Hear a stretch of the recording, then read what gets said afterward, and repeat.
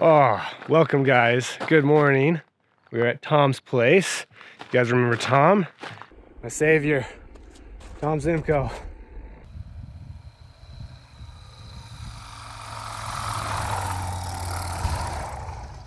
Tom!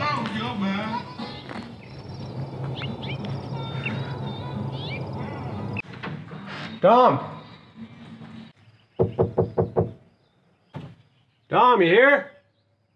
Tom? Go. That's what Tom does. He is a crane operator. Wonder if he just got that. I'm a little jealous, not gonna lie. Tom! I think I just found him. Hey, Spike!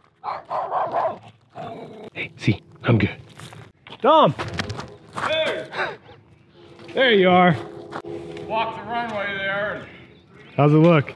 Pulled weeds, a couple weeds. And then I took a leak, so I didn't expect this. Because last time I flew in here was on the snow. Yeah. So I was looking at that being your runway. I didn't even notice this. No, I got 2 runways. Yeah. Actually, I got 3. Oh, you got 3. I'll show you the other one. So here's the nicely mowed strip. That's right. This is the one I landed on. This is the one I irrigate. It's got pop-up underground. The trick thing is the sprinklers are pressure compensated. I didn't know they had those. That's why I didn't do it earlier. I just assumed with the slope, yeah, that is all the water would run down to the bottom. Yeah, there's no. And it doesn't. It's perfect. Yeah. Oh, that's neat. All right, guys. So as pilots, we get asked from time to time. I actually personally have not been asked to do this, but to disperse ashes from an individual that has recently passed. I've heard stories at campfires, at fly-ins of pilots doing this, and it usually turns out to be quite funny because usually what happens is they go to release the ashes and the ashes just come right back into the cockpit and fill the entire cockpit. So Tom has been asked to disperse some ashes of this individual, Glenn, but he has decided to create a contraption to make it so the ashes don't come back into the cockpit. It's a more enjoyable situation. Tell us a little bit about what you built, and then we'll talk about Glenn too. The key are these 2 RV waste dump valves. And they come, or you can buy the fittings where it just glues right on the 3-inch ABS pipe. And it absolutely contains the ashes safely until you pull on the handles, which I can do from in the cockpit, front and back. And then you get the airflow, of course, going in the front, and away they go. I did some experiments with a little bit of a sand and wood stove ash mix, and it worked perfect.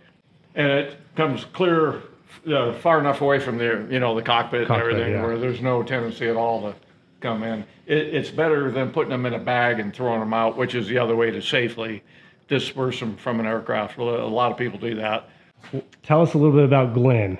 Glenn was a super smart buddy of mine who, he was so smart, he actually went to the White House when he was like a teenager and met President Johnson, to give you an idea how old he was. And then he went on to have a career, basically self-employed all his life. Never worked for anybody else. One of his claims to fame was he got sued by the county, I think for 5 or 6 times. And he defended himself, and he won every time. Oh, wow. And the reason he got sued was he was a junker. Ah. He lived in a junkyard. He was an accumulator of stuff. Yeah. It was really good stuff, like machinery, lathes from the railroad, super heavy-duty equipment. Okay. And he did machine work on the side. Oh, and but basically, the county never beat him. Every time they sued him for various things, Glenn won. That's great. Smart guy. Last time I took him flying, the only time, it's probably been about 15 years ago, he got sick. And I didn't have a bag with me. And I've had, the occasional person will get a little queasy, but it's not a big deal. But Glenn hurled. He hurled in the airplane. He made a mess in the airplane.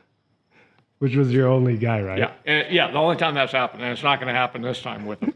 That's good. Yeah.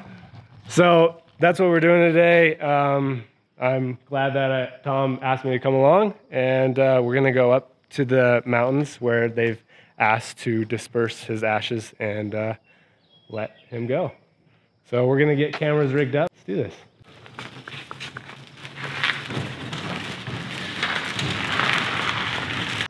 Now it's a little tricky getting in with these big cars in that backseat. In the backseat, yeah. Okay, let's go scatter some ashes. Let's do it. Clear.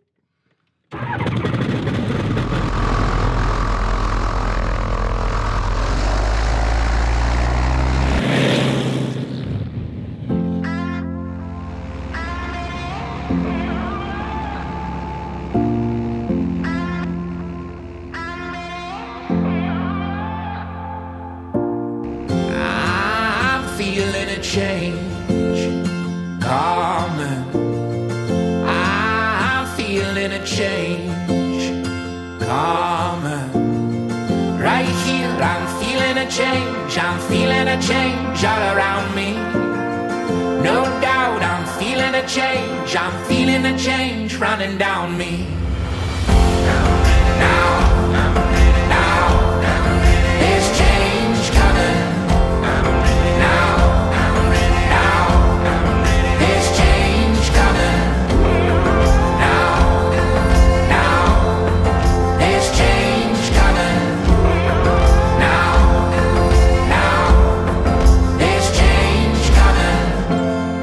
There's change coming.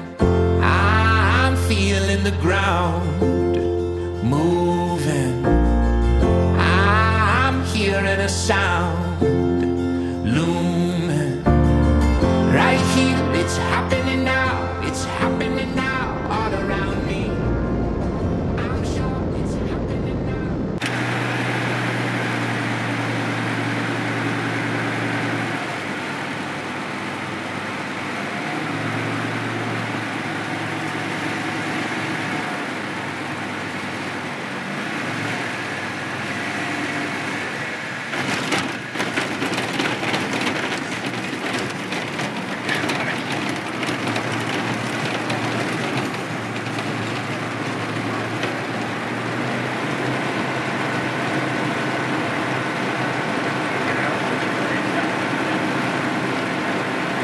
That felt so good. It's been a while since I've had that sort of feeling. Oh yeah. Rest in peace, Glenn. I'd call it a That's a successful design. It's been quite some time since I've landed in a field in an airplane, and I gotta say, it feels amazing. And that approach was awesome. We got us a little bit of an uphill. I think I'm gonna take a pee, jump back in, fly back to Tom's, and yeah. You guys are probably wondering, what am I doing with the Capella? How's that going? It's going slow, but we are working on it. So yeah, keep updated. I'll bust my ass and get going on it. So This is the kind of thing I'd pick up and take with me for my wall of shame. yeah. For junk I've picked up in places I've landed, but I'll pass. Yeah. What a good looking airplane. It is a good looking airplane. Well, should we Yeah, we let's going head back. We'll see how much gas we got. We may or may not continue on to Holbrook. Okay. Climbing in the way back. There's change coming. I'm feeling the ground moving. I'm hearing a sound looming. Right here, it's happening now. It's happening now all around me. I'm sure it's happening now. It's happening now. Yeah, it found me. Now,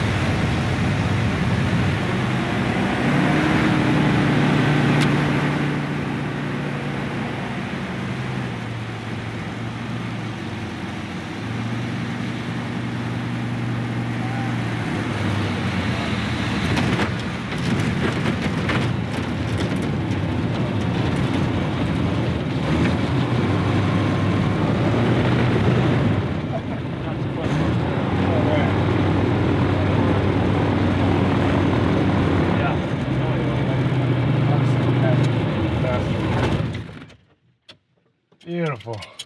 Come on, Hi, Spike. How you doing there, buddy? Hey, Spike. Good boy. Hey, Spike. Okay. Well, thank you, Tom. Yeah. That was, I think we accomplished our mission.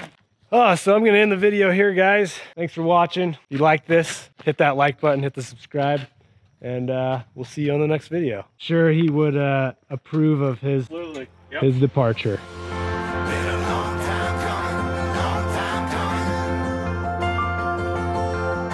Been a long time coming, long time coming. It's been a long time coming, a long time